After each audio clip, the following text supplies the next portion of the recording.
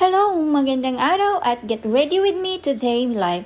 So, let's discover the Singapore Ocean Park. So, ayan guys, ako nga ay garne, ay napaparni ako at itrinit ako ng aking amo na mamasyal din sa Singapore Ocean Park. Ay ako'y namangha at sa totoong buhay, ay first time ko lamang na makarating din. Pasalamat na lang ako sa Lord at ako binigyan ng amo na napakabait at napaka-generous. Ay i-greenup ko ng opportunity na makaparne. Ay kita ganin nyo, ayan, ay turo-turo ko pa diyan. Ay hindi na marunong mahiya. Oh guys, huwag kayong magtataka kung bakit ganyan pala ang aking voice over at ako po ay Batanggenya. So ayan, ay kita ganin nyo, ako may pagayam pa. And then after that, ayan na, as you can see, ayan, may mga different fishes na ako nakikita diyan. As you can see, ay digay ako'y manghang-mangha sa kagandahan naridine, hindi ko na maintindihan kung alin ang aking bibidyohan at alin ang aking titingnan. Marami rin mga pala dito na mga namamasyal na iba't ibang lahi, ay hindi ko mawari kung sila bagay Singaporean o sila din ay foreign laang na nagbabakasyon din or tourist. So ayan nga, at nadini naman tayo sa mga jellyfish. Ay garni pala ayon, ay ari sa amin sa Lubao ay sinasabing huwag ka dining mapapadikit at tunay na ang iyong balat ay masakit. Ay ewan ko lang kung ay yung klaseng gayon. At ngayon yun nga ay kami lumipat na din ng aking kaibigan sa ibang klase naman na rin ng jellyfish. Ay kita ganin nyo, ayan. Sa totoong buhay, ari sa Batangas ikinatatakutan dahil pag ari ay napadikit sa inyong balat ay tunay na napakasakit. Ganun nga yun. At sabi nga ng ang mga matatanda ay ingat ikaw diyan at tunay na ikaw ay lalagnatin pag ikaw ay nalagyan niyan at ang iyong balat ay mangangati at mamumula. So ari isa rin yatang uri ng jellyfish, hindi ko maintindihan basta ari gayon, inyo nalaan tingna, lulutang-lutang na garne at ari pa ha. Kita ninyo, nakisiksik pa ako diyan. So ayan, makita lang ang ibang uri pa na naman ng jellyfish na ari. Ay talagang nakakamangha. Ay tunay na sabi ko nga din ay salamat sa Lord at ako binigyan ng pagkakataon na makaparne. At ari nga sabi ng aking kaibigan ay kami lumipat din. At aray, nakita na ninyo. Din yung pinakamalaking part. Nakita ninyo ang iba't ibang uri ng isda.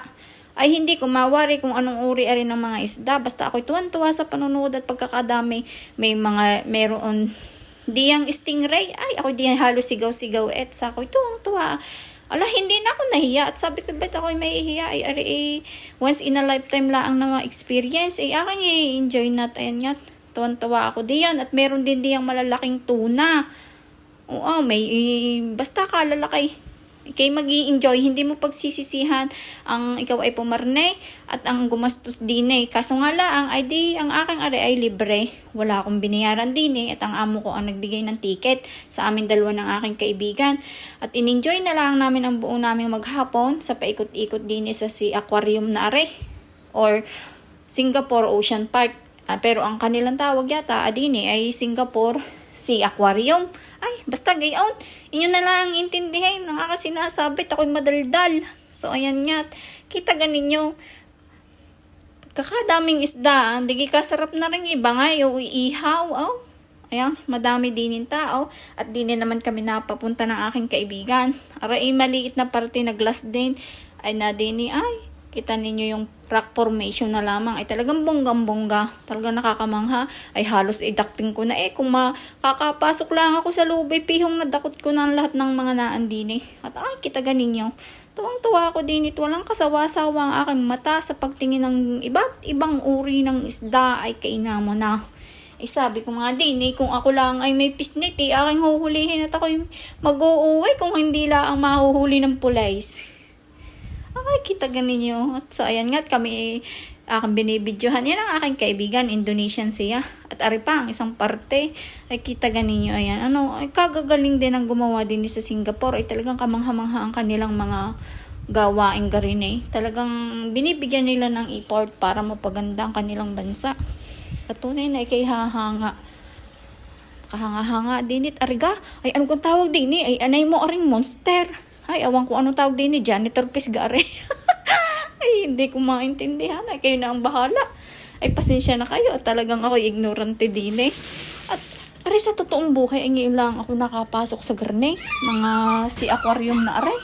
Ay, awan ko baga. Kung bakit. Ay, kita ganin yun. Tuwan-tuwa ako din Talaga namang sabi ko,